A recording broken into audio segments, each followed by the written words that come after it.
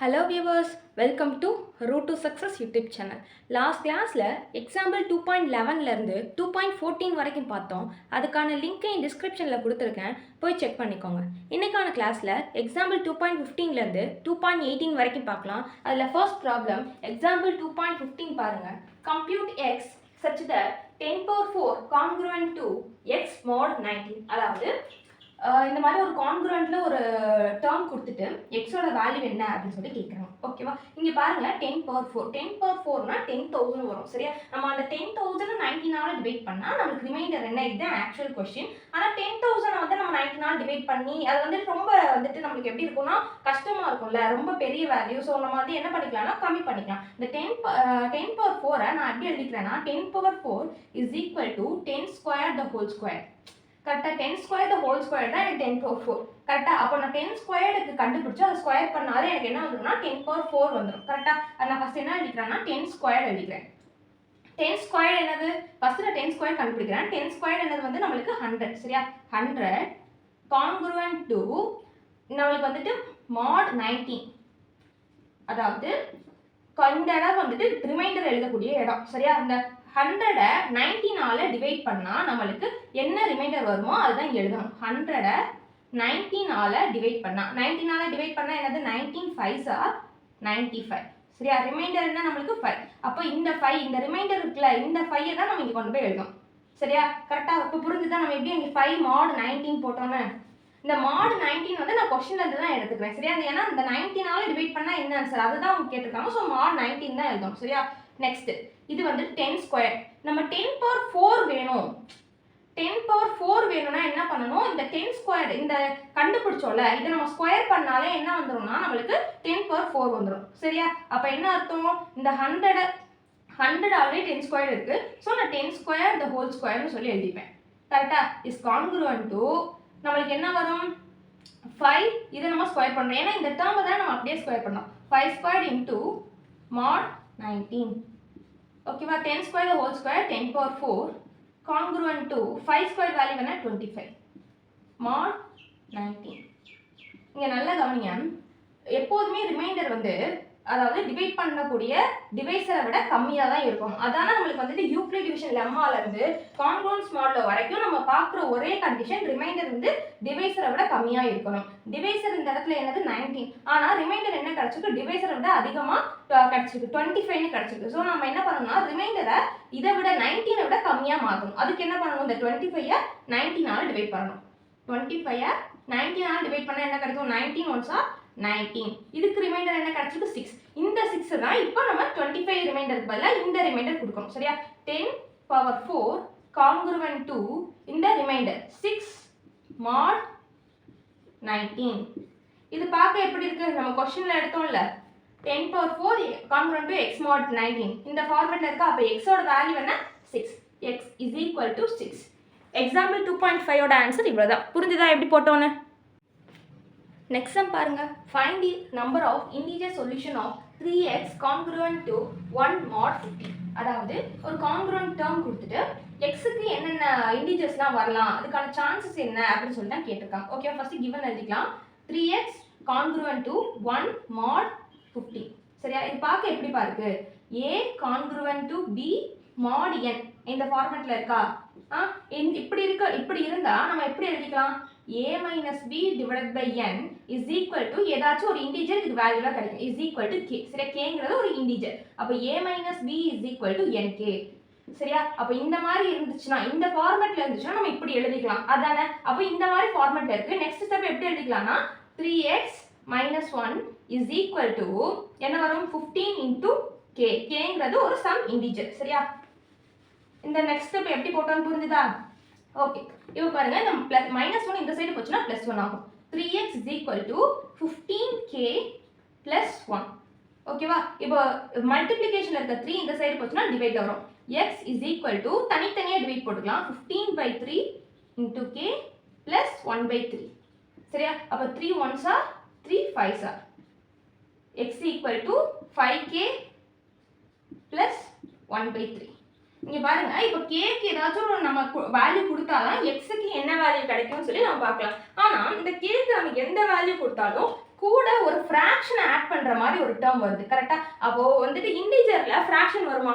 இன்டிஜர்ல fraction வராது. ஆனா நமக்கு எக்ஸ்க்கு என்ன வேல்யூ நம்ம கொடுத்தாலுமே நமக்கு கிடைக்க போற வேல்யூ வந்து எப்படி இருக்கும்னா ஒரு ஃபிராக்ஷன்ல தான் கிடைக்கும். நீங்க 0 கொடுத்தாலும் 5 + 3 0 + 1/3 கிடைக்கும். இதே நீங்க வந்து 1 கொடுத்தீங்கன்னா 5 + 1/3 கிடைக்கும். நம்ம எந்த வேல்யூ கொடுத்தாலும் ஒரு ஃபிராக்ஷன்ல தான் அதோட ரிசல்ட் நம்மளுக்கு கிடைக்க போகுது. அப்படி இருக்கும்போது நம்மளுக்கு இன்டிஜர் என்ன கேட்டிருக்காங்கன்னா இன்டிஜர் எவ்வளவு சான்ஸ் அதான் கேட்டிருக்காங்க. சரியா? ஃபிராக்ஷன் எவ்வளவுன்னு கேட்கல. சோ இன்டிஜர் வரதுக்கான வாய்ப்பே இல்லை. சோ என்ன எழுதணும்னா so there is no integer solution. 5k is an integer. 5k plus 1/3 cannot be an integer.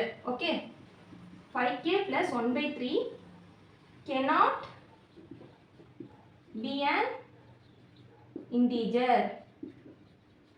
அப்படின்னா என்ன அர்த்தம்? There is no integer solution. There is no integer solution. புரிஞ்சுதா? ஏன் இன்டிஜர் இல்லைன்னு சொன்னோம்னா நமக்கு ஃபிராக்ஷன்ல கிடைக்குது. இந்த சம் எப்படி சொன்னோம்னு புரிஞ்சுதா? Next example பாருங்க. A man starts his journey from Chennai to Delhi by train. He starts at 20 to 30 hours on Wednesday. If it takes 32 hours of traveling time and assuming that the train is not late, when will he reach Delhi? அதாவது ஒரு பையன் சென்னையில இருந்து டெல்லிக்கு ட்ரெயின்ல போறானா. அந்த train வந்துட்டு வெனஸ்டே நைட் 10:30க்கு வந்துட்டு 10:30க்கு வந்துட்டு கிளம்புதான். சப்போஸ் அந்த ட்ரெயின் டிராவல் பண்ணதுல அந்த டைம் வந்துட்டு 32 ஹார்ஸா இருந்துச்சுன்னா, அதாவது சென்னையிலேருந்து டெல்லிக்கு ட்ரெயினில் போகிற டைம் வந்து 32 ஹார்ஸா இருந்துச்சுன்னா அந்த பையன் எப்போ டெல்லிக்கு ரீச் பண்ணுவான், அதாவது டைம் என்ன, அதான் உங்க கொஸ்டின் கேட்டுருக்காங்க. பாருங்க, ஃபர்ஸ்ட் ஒரு நாளைக்கு வந்துட்டு எத்தனை ஹார்ஸ்பா, ஒரு நாளைக்கு 24 ஹார்ஸ். சரியா? அதனால நம்ம மாடலும் வந்து 24ன்னு சொல்லி எடுத்துக்கலாம். ஸோ இங்கே பாருங்க, 32 ஹார்ஸ் ஆஃப் டிராவலிங்னா 24 ஹார்ஸை தாண்டி தான் 32. அப்போ கண்டிப்பா எனக்கு என்ன ஆயிரும்னா 1 டேவை தாண்டிடும். அவனோட ரீச்சிங் டைம் வந்துட்டு இப்போ வெனஸ்டேல வந்துட்டு அவன் நைட்டு கிளம்புனானா 32 ஹார்ஸ்னா அவன் வந்து தேர்ஸ்டே ஃபுல்லா டிராவல் பண்ணுவான். வெனஸ்டே தான் போய் சேருவான், சாரி ஃப்ரைடே தான் போய் சேருவான். கரெக்டா? வெனஸ்டே வந்து நைட்டு கிளம்பி தேர்ஸ்டே ஃபுல்லா டிராவல் பண்ணி ஃப்ரைடே தான் அவன் ரீச் ஆவான். கரெக்டா? அப்போ ஃப்ரைடே டைம் என்ன, இதுதான் வந்து கொஸ்டின். ஓகே, நல்லா கவனிங்க. ஸ்டார்டிங் டைம் என்னது,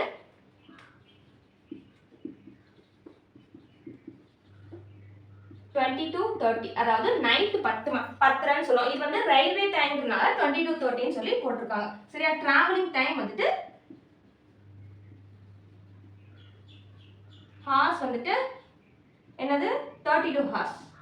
சரியா? இப்போ நல்லா கவனிங்க, எப்போ ஸ்டார்ட் ஆகுது, 10:30க்கு 20 to 30 பிளஸ் அவன் டிராவல் பண்ணக்கூடிய டைம் வந்து எப்போ 32 ஹார்ஸ். சரியா? 32 இன்டூ ஒரு நாளைக்கு எத்தனை ஹார்ஸ், ஏன்னா இங்கே 32 ஹார்ஸ்லேயே அவங்க சொல்லிட்டாங்க. சரியா? அதனால நம்ம ஹார்ஸ்ல தான் எடுத்துக்கிறோம். இப்போ டேல சொன்னால் டேல எடுத்துக்கலாம். சரியா? இப்போ ஒரு நாளைக்கு எத்தனை ஹார்ஸ், 24 ஹார்ஸ். அதனால நம்ம மாடுல வந்து 24ன்னு சொல்லி போட்டுக்கணும். மாடுல என்ன வரும், 24 கான்குரண்ட் டு 20 to 30 பிளஸ் 32 வந்து நமக்கு என்ன வரும்னா 54 30. கரெக்டா? இன்டூ மாட் 24. இப்போ 54 30 24 ஆல டிவைட் பண்ணா நமக்கு என்ன கிடைக்கும், ரிமைண்டர் என்ன, அதுதான் இங்க எழுதணும். சரியா? 54 30 24 ஆல டிவைட் பண்ணா என்ன கிடைக்கும், 2s are 48 ரிமைண்டர் என்ன கிடைக்கும்னா 6.30 கிடைக்கும். சரியா? 6 வந்து 24 விட கம்மிங்கிறதுனால நம்ம நெக்ஸ்ட் ஸ்டெப் மூவ் ஆக முடியாது. அப்போ ரிமைண்டர் என்ன வரும்னா நம்மளுக்கு இந்த இடத்துல ரிமைண்டர், ஸோ நான் வந்து ரிமைண்டர் தான் இந்த இடத்துல எழுதணும். 6.30 mod 24. அவ்வளோதான், நம்ம வந்துட்டு டைமிங்கே கண்டுபிடிச்சது. அப்போ ஃப்ரைடே வந்துட்டு எத்தனை மணிக்கு போய் சேருவோம், 6:30க்கு தான் போய் சேருவோம். மார்னிங் 6:30க்கு ஃப்ரைடேல போய் சேர்ந்துருவோம். சரியா? thus he will reach Delhi on Friday at 6:30 hours. புரிஞ்சுதா? இதுதான் 2.17க்கான ஆன்சர். எப்படி கண்டுபிடிச்சோன்னு நல்லா கவனிச்சுக்கோங்க. ஒரு பையன் வந்துட்டு 10:30 மணிக்கு கிளம்பி டெல்லிக்கு எப்போ ரீச் ஆகும், அதுதான் இந்த கொஸ்டினுக்கான ஆன்சர். இப்படி நம்ம மாடுல வந்துட்டு 24 ஹார்ஸுங்கிறனால இப்போ மாடுல 24ன்னு எடுத்து சால்வ் பண்ணியிருக்கோம். புரிஞ்சுதா? Next example பாருங்க. Kala and Vani are friends. Kala says today is my birthday and she asks Vani, when will you celebrate your birthday? Vani replies, today is Monday and I celebrated my birthday 75 days ago. Find the day when Vani celebrated her birthday. அதாவது கலாவும் வாணியும் ஒரு best ஃப்ரெண்ட்ஸா. சரியா? கலா வந்து வாணி கிட்ட இன்னைக்கு எனக்கு birthday அப்படின்னு சொல்லிட்டு நீ எப்போ உன்னோட பர்த்டேவை செலிப்ரேட் பண்ண அப்படின்னு சொல்லி கலா வந்து வாணி கிட்ட கொஸ்டின் கேட்குறான். வாணி உடனே இன்னைக்கு வந்துட்டு எனக்கு இன்னைக்கு வந்து நாள் வந்து மண்டே, என்னோட பர்த்டே வந்துட்டு நான் 75 டேஸ்க்கு முன்னாடி செலிப்ரேட் பண்ணேன் அப்படின்னு சொல்றாங்க. இப்போ வாணி எந்த நாள்ல பர்த்டே செலிப்ரேட் பண்ணா அதான் கொஸ்டின். ஓகேவா? இங்க பாருங்க 0 1 2 3 4 5 6 இதை வந்து நான் எப்படி எழுதிக்கிறேன்னா சண்டேலேருந்து சாட்டர்டே வரை எழுதிருக்கேன்.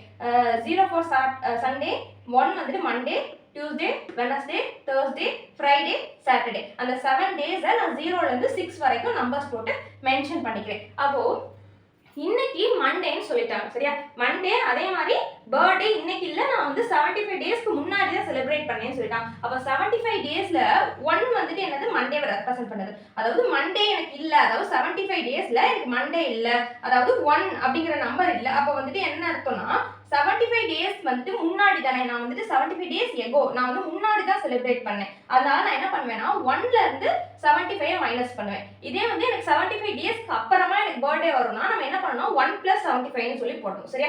முன்னாடியே முடிஞ்சனால நான் 1 - 75, ஏன்னா மண்டேவும் கிடையாது இன்னைக்கு மண்டே, இன்னைக்கும் என்னோட பர்த்டே இல்லைன்னு சொன்னனால நான் வந்து கம்மி பண்ணிக்கிறேன். சரியா? 1 - 75 = -74. சரியா? இப்போ நல்லா கவனிங்க. -74 அதே மாதிரிட்டு ஒரு நம்மளுக்கு வந்துட்டு எவ்வளோ டேஸ், 1 வீக்குக்கு எத்தனை டேஸ், 7 டேஸ். கரெக்டா? அப்போ மாட் வந்து எதுக்கு வரும்னா 7 தான் வரும். சரியா? -74 × mod 7.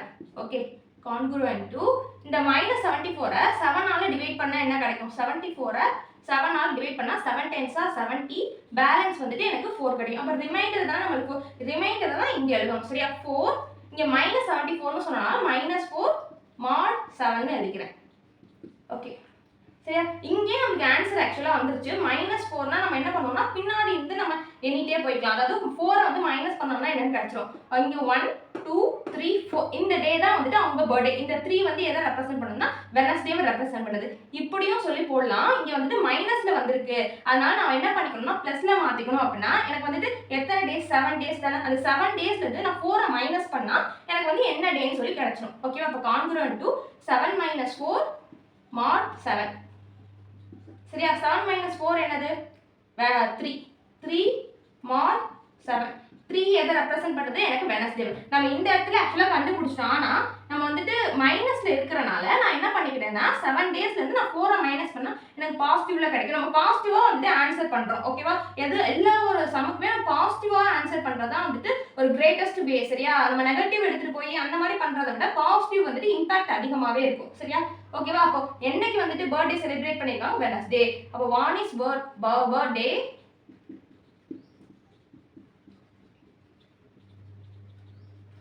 must be